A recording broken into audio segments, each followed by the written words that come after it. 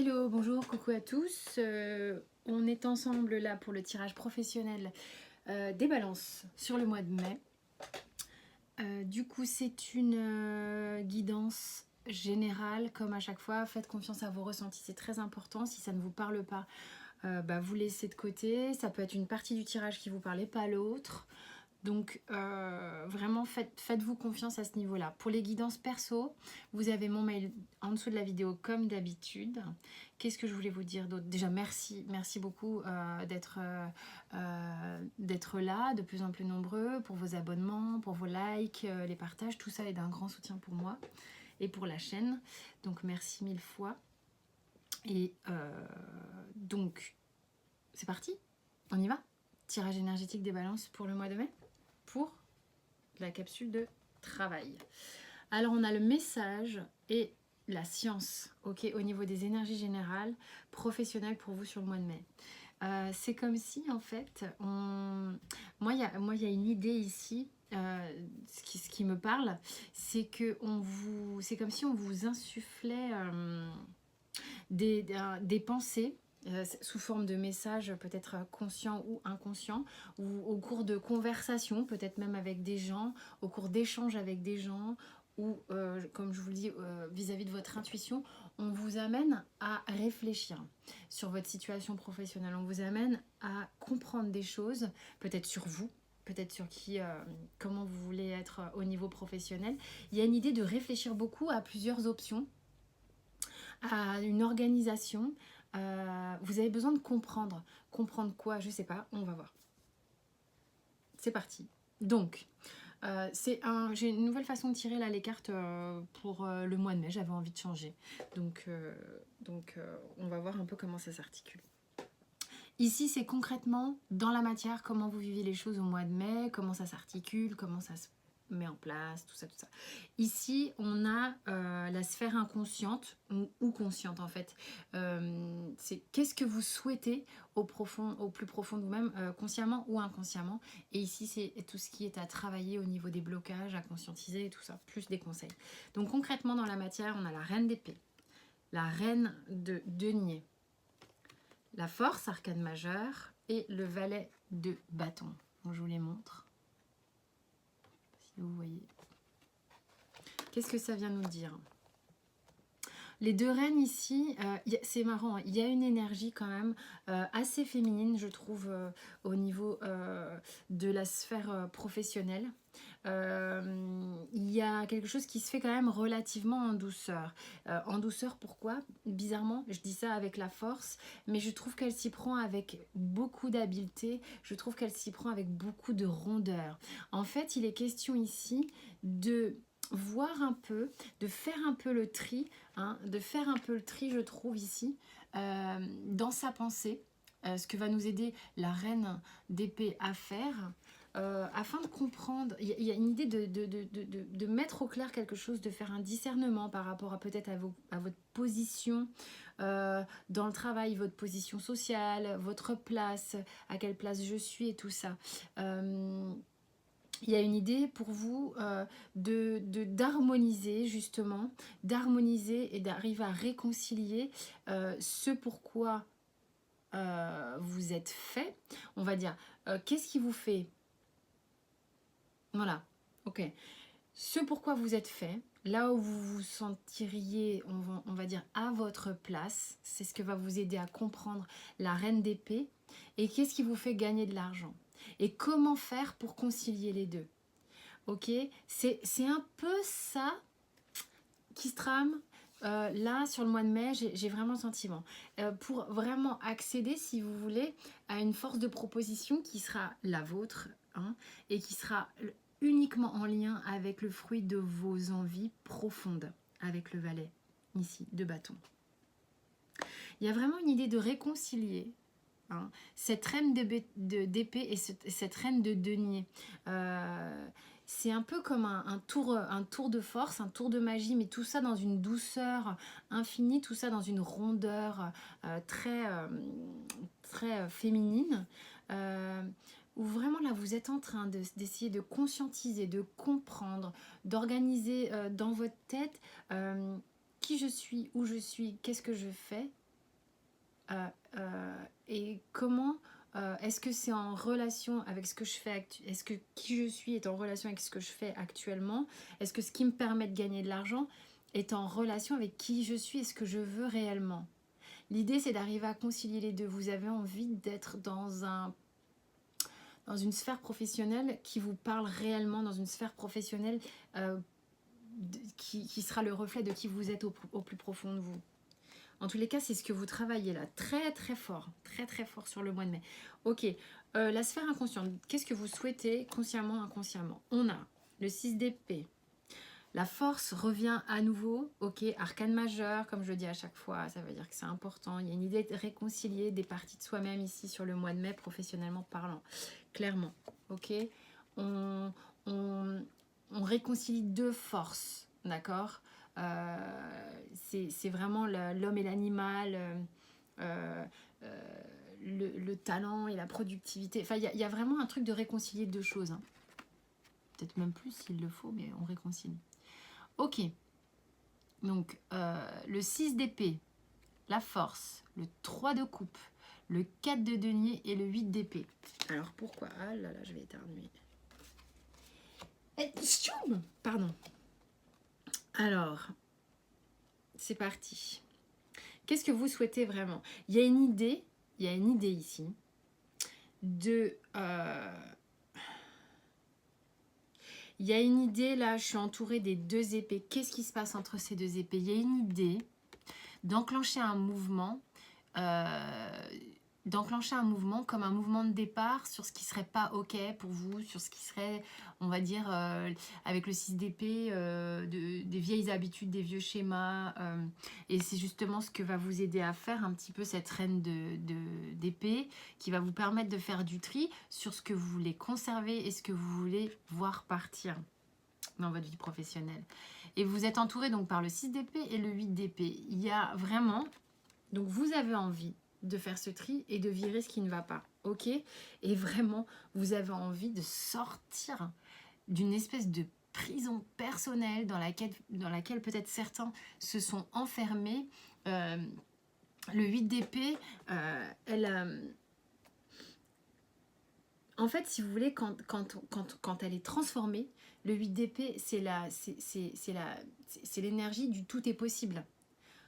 On fait péter toutes les barrières, on fait péter toutes les œillères qu'on s'est mis devant les yeux, on fait péter tous les bouchons qu'on avait dans les oreilles, on vire tout sur son passage qui serait limitant, empêchant.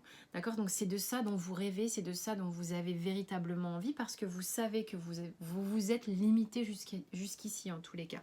Et là, vous avez envie vraiment d'aller vers quelque chose de plus honnête vis-à-vis de vous-même. Vous avez envie en tous les cas avec la force d'arriver à maîtriser cette transformation, vous avez envie, quand je dis maîtriser, parce que là pour le coup je suis dans une autre énergie que la force ici, oui vous avez envie de réconcilier ces deux parties, mais vous avez envie quand je dis maîtriser, c'est d'y parvenir, d'arriver à contrôler cette énergie qui vous pousse à le faire. Il y a vraiment une idée d'y aller, quoi. On y va, on y met beaucoup d'énergie. Et j'ai le 3 de coupe et le 4 de denier. Donc, le 3 de coupe, c'est quoi? C'est la joie, on est dans le partage, dans la fête, dans la célébration. Vous avez envie de vous épanouir clairement, hein, de vous épanouir justement, pas que financièrement, mais dans qui vous êtes vraiment, dans un vrai discernement de qui vous êtes vraiment. Il y a cette idée, c'est vraiment cette idée-là qui est très forte. Avec le 4 de denier, c'est là où vient le tour de force. C'est justement là on a envie d'être justement dans... Il y a ce relâchement, le 4 de denier et le 8 d'épée qui sont des énergies fermées.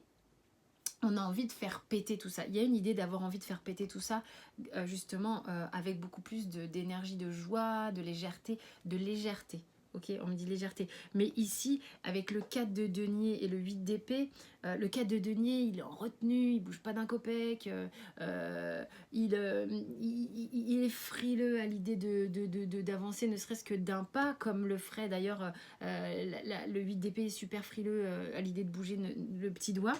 Ben, ces deux énergies-là, vous avez envie de les voir voler en éclats.